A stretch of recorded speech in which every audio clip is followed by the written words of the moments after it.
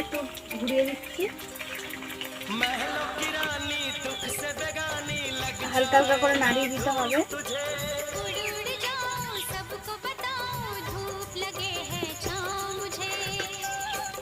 আর একটু এভাবে নাড়িয়ে দেবো।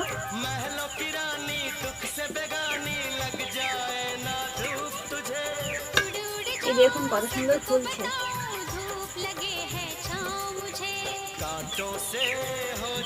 গোলাপ জামুনটা ভাজা হয়ে গেছে, এই দেখুন নিয়েছি। এবার রসে ডোবাবার পালা।